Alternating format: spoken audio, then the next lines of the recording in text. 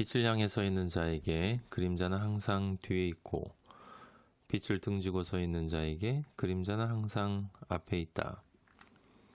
행복소망입니다. 오늘은 동물농장 마지막 시간입니다. 지금까지 우리는 동물농장이 일반적으로 사람들이 생각하는 것처럼 단순히 공산주의를 비판하는 스탈린주의에 대한 비판서적이 아니다 라고 하는 것을 단계적으로 살펴보았습니다. 5회의 이야기는 행복과 행복감의 이야기고, 사실은 우리가 이미 이야기한 설국열차의 이야기고요. 결국은 인간의 이기심에 대한 이야기고, 그 이기심의 가장 근본적인 욕망, 이기심이 지향하는 가장 근본적인 욕망, 물론 다른 동물들에게도 있지만 인간에게 가장 고착되어 있는 그 불평등을 향한 욕망, 자유라는 이름으로 포장되어 있지만 사실은 남들보다 내가 불평등하게 더 잘 되고 싶은 그 욕망, 차별화된 존재가 되고 싶은 욕망. 그 불평등이라고 하는 것은 그러니까 두 가지 의미가 있는 거예요, 여러분. 이 평등을 향한 외침, 마르크스가 모든 인간이 평등을 원한다라고 착각을 했을 때, 그때 사회적 약자들, 여자들이, 프롤레타리아들이, 노예들이, 종들이 평등을 외칠 때, 사람들이 다 그걸 원한다라고 생각할 때에 그때 평등에 대한 개념이 하나, 불평등에 대한 개념이 하나 있죠. 불평등으로부터 시작해요. 인간의 그 지향성은. 그래서 그 다음에 평등한 상태가 됩니다. 그러면 다시 또 그런데 불평등을 향해서 나아가는 거예요. 그걸 아담 스미스가 정확하게 인지했다라고 제가 말씀을 드렸습니다. 인간 본성의 근원인 불평등을 향한 욕망, 거기서 내가 단지 뒤처지지 않고 앞으로 불평등해지려는, 잘나가고 싶은 그 욕망, 그것을 아담 스미스가 잘 봤다라고 얘기를 했죠. 그래서 근데 이제 우리들이 생각할 때에 그게 좀 비도덕적으로 느껴지기 때문에 그 불평등에 대한 욕망을 자유를 향한 욕망이다라고 표현했다라고 제가 말씀을 드렸어요. 그래서 미국에 있는 자유의 여신상은 그렇게 숭고하고 존엄한 게 아닙니다. 실질적인 의미에서는 마음껏 돈 벌어서 마음껏 남에게 과시하면서 폼 재면서 마음껏 인생을 즐겨라 라고 하는 거죠. 그래서 미국에서 아메리칸 드림을 이룬다라고 하는 게 바로 그것이기 때문에, 여러분도 아시는 것처럼 세계적인 모든 부호들이 이 살아가는 법을 보면 이 상상을, 우리 같은 사람은 상상을 초월하는 방식으로 인생을 폼 재면서 사는 것을 볼 수 있습니다. 자기 자신이 즐기는 방식의 폼, 또 남에게 뭔가 베풀어 준다라고 하는 자성가로서 자신을 드러내는 폼, 뭐 다양한 방식으로 그렇게 폼을 잽니다.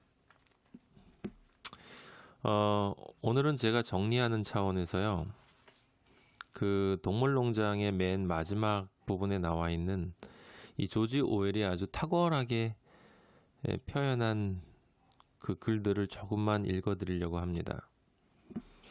이미 동물농장은 처음에 그 모든 동물이 평등하다라는 그 7계명이 있었죠.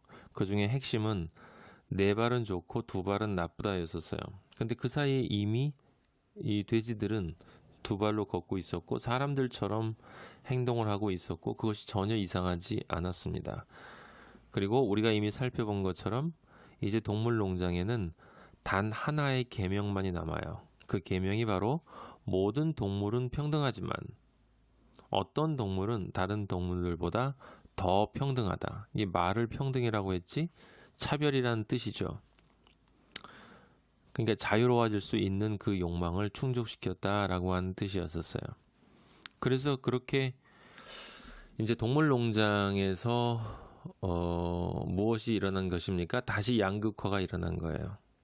다시 지배와 피지배가 일어나고 공산주의는 극단화된 감각적인 형태로 나타나는 것이고요. 지금 김정은처럼 사실은 가만히 살펴보면 우리의 내면에 저 자신도 젊었을 때 제 생각을 해보면 그런 존재, 정말 내가 모든 사람 위에 군림할 수 있다면 얼마나 좋을까라고 하는 것을 실제 생각은 안 해도요. 사람의 무의식 안에는 이게 잠재되어 있습니다. 그 증거가 뭐냐? 그 증거가 모든 사람 안에 자존심이 있다는 거예요, 여러분. 자존심이 없으신 분 있으신가요? 만약에 여러분, 우리 행복소망 식구들은 당연히 그럴 수 있을 거라고 생각합니다. 자존심을 극복하는 사람은 정말 자기를 이기는 사람이에요. 그리고 자존심을 극복하는 사람이야말로 바로 이 비교 욕망의 굴레에서 진짜 이 석가는 이걸 번뇌의 굴레라고 그랬어요. 이게 맞는 얘기입니다. 사실은 같은 얘기예요. 그 굴레에서 벗어날 수 있는 사람이죠. 네. 그래서 어쨌든 그렇게 동물농장 안에서 이렇게 치고 올라가서 결국은 자기가 또 양극화의 윗자리에 위치한 이 돼지들이 이 사람들하고 기존 농장의 주였던 사람들하고 다시 화해를 하는 장면이 있어요. 그 화해를 하는 장면을 다른 동물들이 봅니다. 그래서 돼지들하고 사람들이랑 같이 연설도 하고 술도 같이 마시고 건배하고 기분 좋게 정말 앞으로 잘해보자고 이러면서 조금 문제가 있었지만 앞으로는 잘 될 거라는 이런 이야기를 하면서 서로 희희낙낙하는 것을 이 창문을 통해서 이 소외된 동물들이 바라보거든요.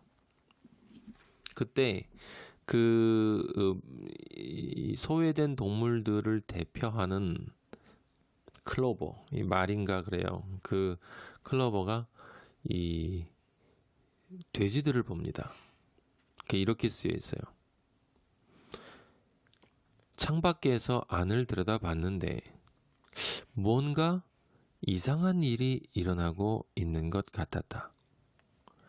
돼지들의 얼굴에 무슨 변화가 일어난 것 같다.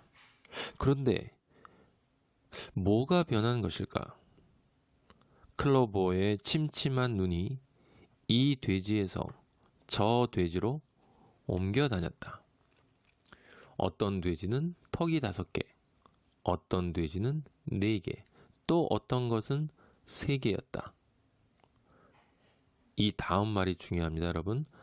돼지들의 얼굴에서 뭔가 녹아내리고 변하는 것 같은데 그게 뭘까?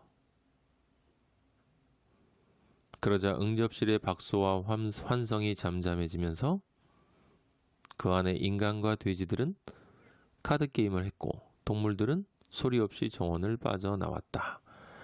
조금 가다가 동물들은 다시 발을 멈추었다. 본체에서 요란한 고함 소리가 터져나왔다. 카드놀이하다 싸우는 거예요. 그래서 다시 갔습니다. 동물들이. 그래서 창문으로 안을 들여다봤어요. 12개의 환한 목소리들이 서로 맞고함치를 치고 있었고 그 목소리들은 서로 똑같았다. 그래 맞아. 돼지들의 얼굴에 무슨 변화가 일어난 것인지, 왜 돼지의 얼굴이 녹아내리고 변한 것인지 이제 알 것 같다. 창밖의 동물들은 돼지에게서 인간으로, 인간에게서 돼지로, 다시 돼지에게서 인간으로 번갈아 시선을 옮겼다. 그런데 누가 돼지고 누가 인간인지, 어느 것이 어느 것인지, 이놈이 저놈인지 저놈이 이놈인지 이미 분간할 수 없었다. 이게 동물농장의 마지막 멘트입니다. 무슨 뜻일까요? 다 똑같다는 것입니다. 인간의 욕망은 그렇게 평등을 향해서 1차적으로 가지만 일단 평등이 이루어지면 불평등, 차별을 향해서 간다.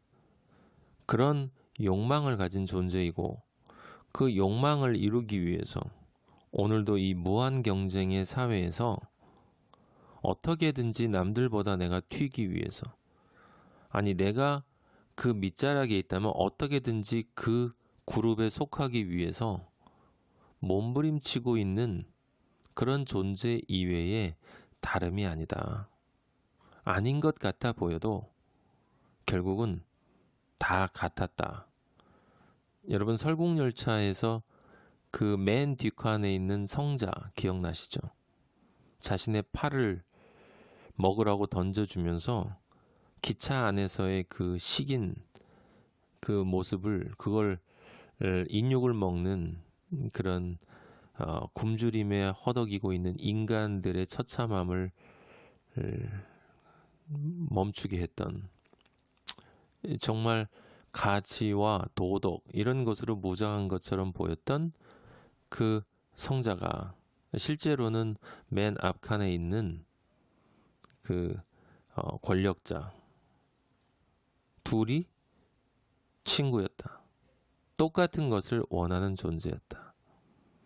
방식만 다를 뿐이지 결국은 남들보다 튀고 싶은 욕망의 소유자였다라고 하는 것이었어요.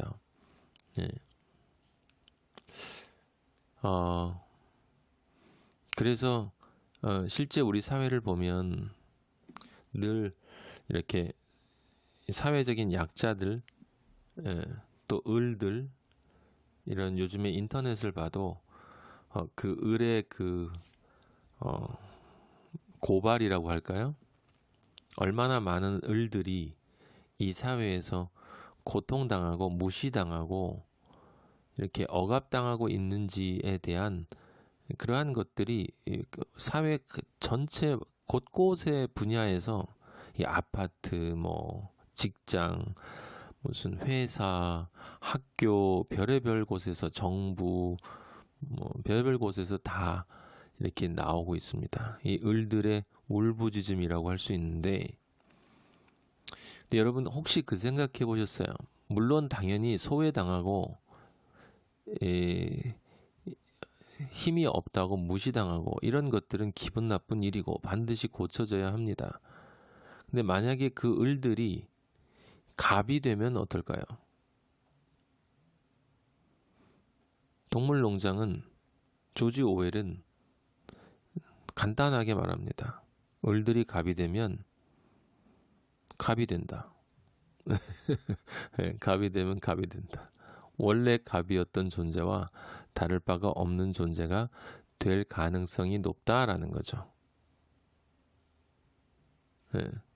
실제 우리 사회를 보면 갑이 어디 가나 갑이 아니죠. 또 갑이 어디 가면 또 을이 됩니다. 을도 어디서나 을이 아니에요. 또 자기가 또 이렇게 자기보다 못한 어떤 존재를 보면 거기선 또 갑 행세를 하려고 하는 경우가 있지 않습니까? 이게 사람 마음이 비슷하다라고 하는 거예요.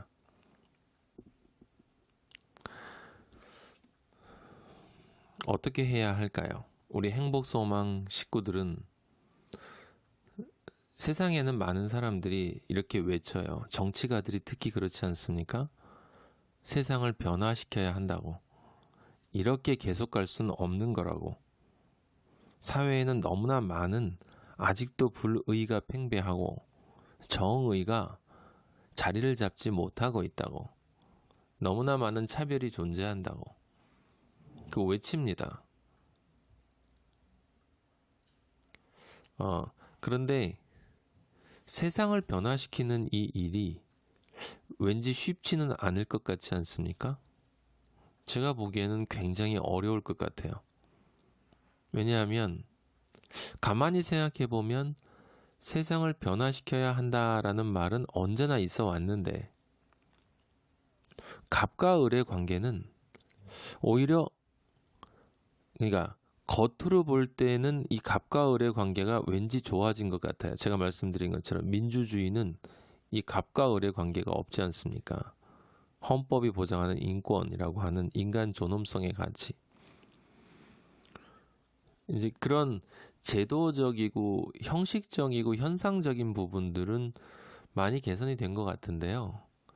이 갑과 을의 관계는 좀 더 세밀하게, 좀 더 정밀하게, 엄청나게 세분화되어서 이 삶의 그 구석구석, 우리 사회의 그 세포 마디마다 존재하는 것 같다라는, 대부분 보이지 않게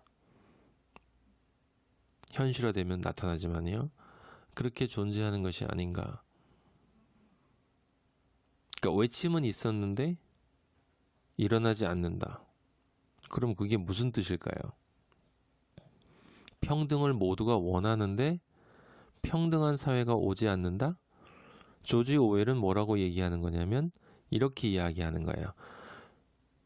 우리들이 평등을 원하는데 평등한 사회가 오지 않는 것이 아니라 평등을 원하지 않기 때문에 불평등을 종국적으로 원하기 때문에 결국은 평등한 사회가 당연히 오지 않는 거다.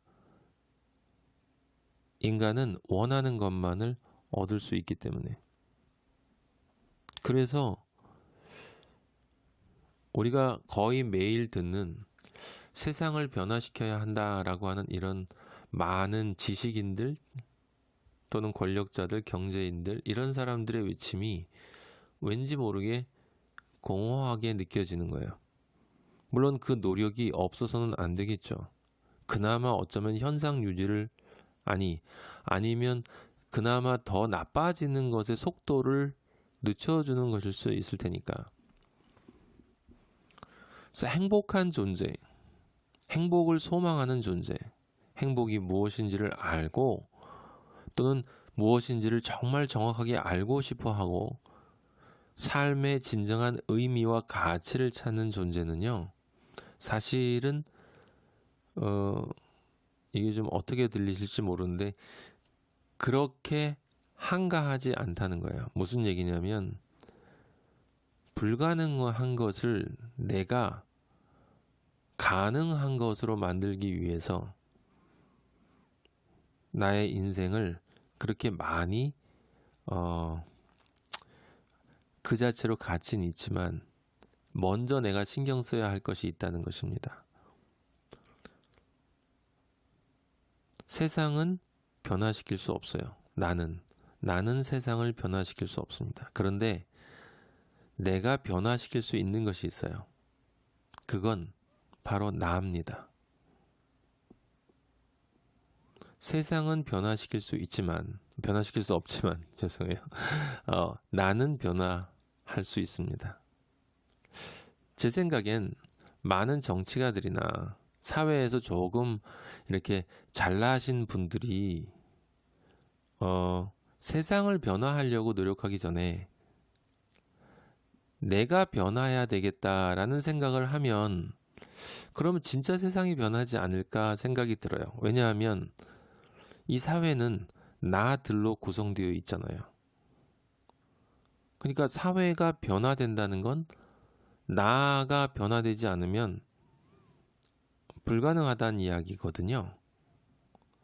나도 사회가 변화해야 된다고 얘기하고 너도 사회가 변화해야 된다고 얘기하고 모든 사람이 다 사회가 변해야 된다라고 이야기는 하는데 정작 자신이 변하는 것에 대해서는 관심이 없다? 좀 그런 느낌이 들지 않습니까? 여러분과 제가 살고 있는 이곳이. 그래서 그런 것을 비판하고 안타까워하고 있기에는 여러분과 저의 인생이 너무 소중합니다. 사회를 변화시키기 위한 것도 아니고요. 그리고 누군가에게 무엇인가를 이렇게 내가 많이 해준다 그런 개념도 아니고, 그냥 우리 행복소망 식구들은 한 가지, 내가 먼저 변해야 되겠다. 내가 변해서 사회를 변화시키려는 게 아니라 내가 변하는 것이 나의 존재 가치에 부합되기 때문에, 그게 진정 인간의 삶이기 때문에, 그래서 나는 변하고 싶고 변한 상태로 유지하고 싶고 되돌아가고 싶지 않고 그 방향으로 같이 나아가고 싶지 않다. 그런데요, 이런 생각을 하게 되면 한 가지 문제가 있어요. 세상이 다 불평등을 향한 욕망을 향해서 달려가는데, 대부분의 사람들이요. 근데 소수의 사람들이 그걸 따라가지 않으면 어떻게 될까요? 당연히 손해를 봅니다.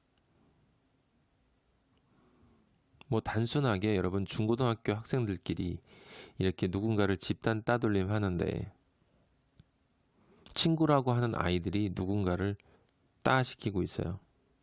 근데 나한테도 같이 참여하라고 해요. 그럼 내가 거기 참여하지 않으면 그 친구들이 나를 또 따시킬 수가 있지 않습니까? 그럼 고민이겠죠. 내가 볼 때 저건 틀린 건데 같이 하지 않으면 내가 또 소외당할 수 있으니까. 행복이 무엇인지를 알고 가치가 무엇인지를 아는 사람은요, 그런 상황에서 고민은 약간 될지 모르지만 결국 망설이지 않습니다. 왜냐하면 틀린 것은 틀린 것이기 때문에, 다 그렇다고 해도 아닌 건 아닌 거니까 너희들 그렇게 하는 것이 옳지 않다라고 얘기를 하고 손해를 보겠죠. 그리고 그 친구들에게서 소외를 당하면 그건 오히려 다행이다라고 생각할 거예요. 거기 속하지 않는 것이 오히려 다행이다. 내 존재의 가치에 오히려 정말 다행이다. 쟤네들이 어떤 존재인지를 이제 정확히 알았기 때문에 내가 저 부류에 들어가지 않게 돼서 정말 다행이다라고 생각을 하겠죠. 물론 손해를 보고. 네. 그 다음에 내가 그 대상이 될 수 있을지 모르니까. 네. 가만히 나가보면 그런 일들이 너무 많잖아요. 아주 사소하게 차를 타고 가다가 남들은 끼어들기 다 하는데, 나는, 기업은 다 조금씩 분식회계를 하고 세금을 조금씩 합법적인 범위 안에서 어떻게든지 자신의 이익만을 이렇게 얻으려고 하는 상황에서 나는 그냥 법대로 한다? 오죽하면 김영란법이 나왔겠습니까? 그래서 동물농장의 결론은 이것입니다. 여러분, 세상이 동물농장입니다. 세상이 설국열차입니다. 세상이 햇님이 달님이 엄마와 호랑이가 살아가고 있는 곳입니다. 대부분의 사람들은 그렇게 빛을 등지고 삽니다. 그런데 정말 자신의 가치, 한 번 태어나서 한 번 살고 한 번 가는 나 자신의 절대적 일회성, 적어도 나는 의미, 소중한 존재로 살아야 되겠다. 남들에게 어떻게 보이든, 이런 생각을 하는 빛을 향해 서 있는 사람은 힘들어도 그 선택을 합니다. 그리고 마음속으로 생각하죠. 대부분 그렇게 보인다 해도 그래도 세상엔 빛을 향해 서 있는 사람들이 어딘가 있어. 그들 때문에 이 세상이 이렇게 존재한 것이고 또 존재할 만한 가치가 있는 것이야.